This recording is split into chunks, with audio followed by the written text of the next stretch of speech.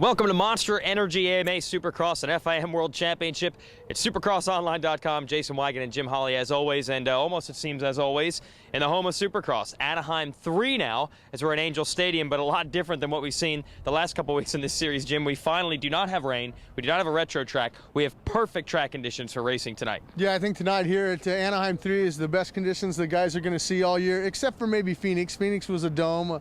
It was good there, but Phoenix was hard and dry at the main event. I think here tonight it's going to be great. We had a chance to walk the track. It's tacky. I mean, they got a berm that was almost straight up. I just climbed right up it. I mean, it might be a little bit of problem with some ruts though, because it is a little bit soft, but I mean, I think it's going to be the best conditions at Anaheim these guys have seen.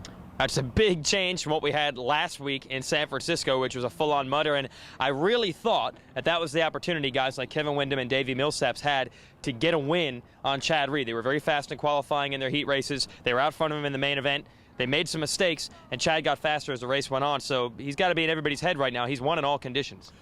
Well, the thing about it is Chad's going to have a little bit more added pressure here coming into Anaheim. He's got a chance here tonight to sweep all 3 Anaheim rounds, and that'll be interesting to see if he can do it. The only other rider do it last year was James Stewart. So Reed's got some added pressure, and I think with Windham, and you mentioned Millsaps and those guys, I think they gained a lot of confidence last week in that mud. I think that they know that they got a shot to win one of these things, and I think as the racing season progresses, that Chad Reed's going to have a big point lead, and Chad Reed's not going to be as hungry, and I think these guys are hungry for a win. Well, Reed, at the same token, has said, this is my chance to get some wins back. And he said that at the beginning of the year before James Stewart was out. He wants to get more wins.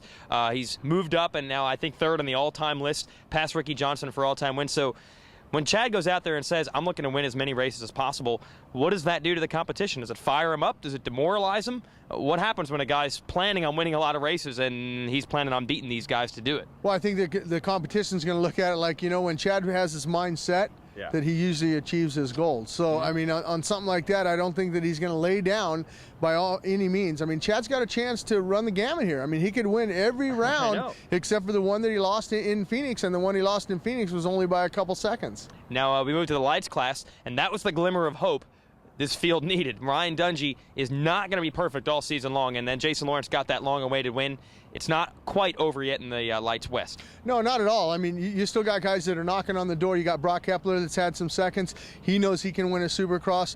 The interesting thing will be to see if the Boost Mobile Yamaha Troy rider, Jason Lawrence, can back up the win. We all know he can ride the mud. He's from New Jersey, and he proved that last weekend in San Francisco. But can he back it up here at Anaheim? I think he can. I think we're going to see Lawrence win the main event tonight. I'm going to go out on the limb. I'm going to say Lawrence is going to win the main event, and Hepler's going to finish 2nd, and Dungey will finish 3rd. We're going to go do take 2 of this now, when he goes and says that Dungey wins the main. No, I got to admit, the only person more confident than you is Jason Lawrence himself. He said all year he's been the fastest guy in qualifying and in the heat races. He's just as confident as you are in his skills, so maybe you guys are teaming up. Yeah, and as a rider, once you get the monkey off your back, once you get that first win underneath your belt, this week he knows, hey, you know what, I can win these things.